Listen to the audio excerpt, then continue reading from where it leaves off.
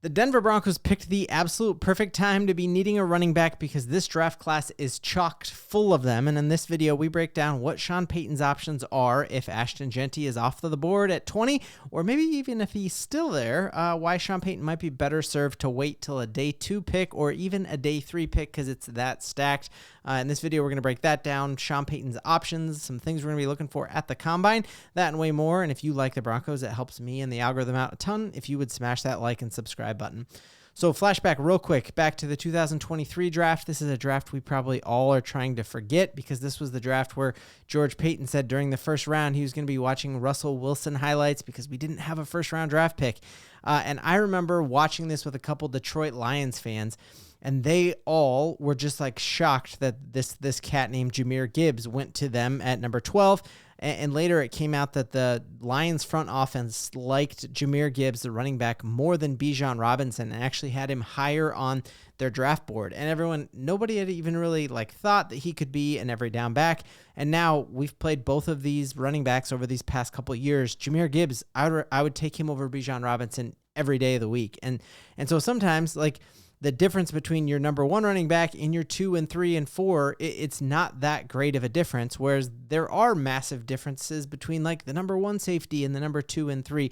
So that's what I love, that Sean Payton, we just trust him to evaluate this position and see, does Ashton Jeanty truly warrant picking him at 20, or is the difference between the first running back and the second or the first and the fifth not as big of a disparity as there is if we end up getting the safety out of Georgia, which is what a lot of people are saying. So we're going to take a look here.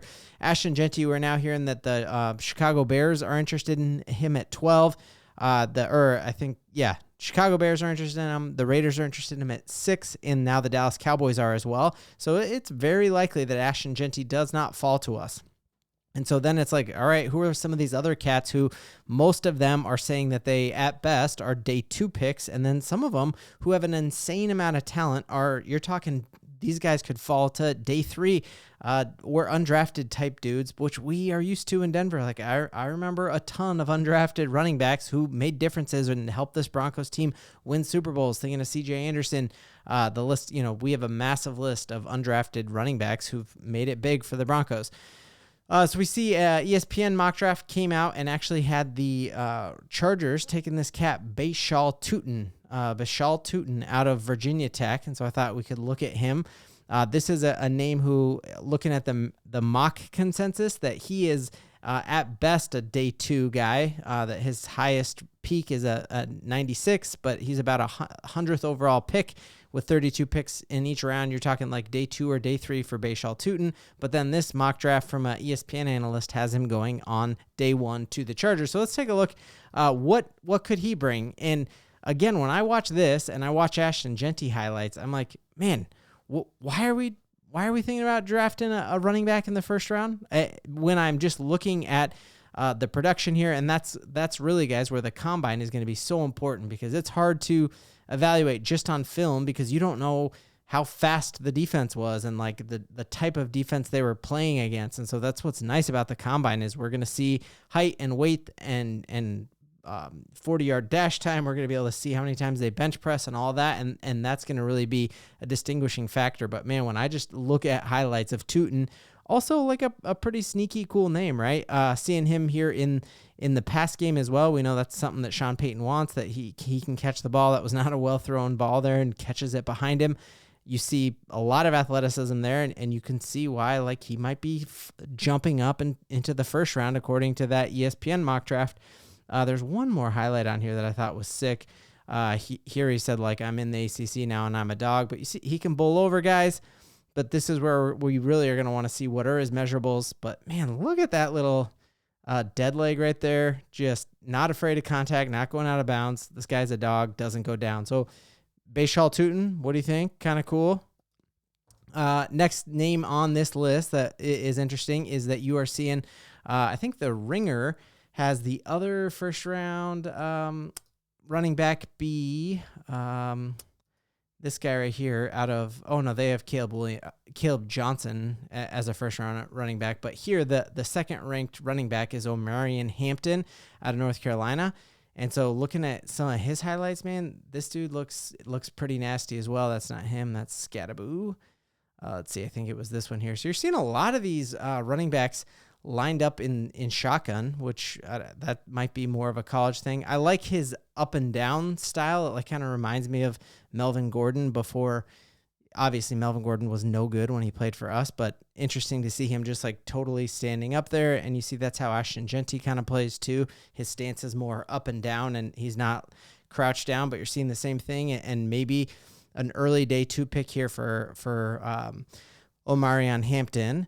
And then the other name on here that I thought was interesting was Caleb Johnson. We saw, he's played against some decent competition there in the Big Ten. They're playing against teams like Michigan, and you just see like some athleticism here. Another bigger back, but has some pretty crazy breakaway speed there and the ability to get it into the end zone. Seeing he's tough, but seeing a lot of like swing passes. We know Sean Payton wants to use that a lot. And then the last one on here we had to look at was definitely taking a look at someone who's just, people are just like cultish about Skattebo, and he's got some dog in him, right? So I definitely didn't really see a ton of him until it was this bowl game, and you just see, man, this guy is different. My worry about Skattebo and why the combine is going to be so interesting is like he has a lot of great vision and he'll cut it outside.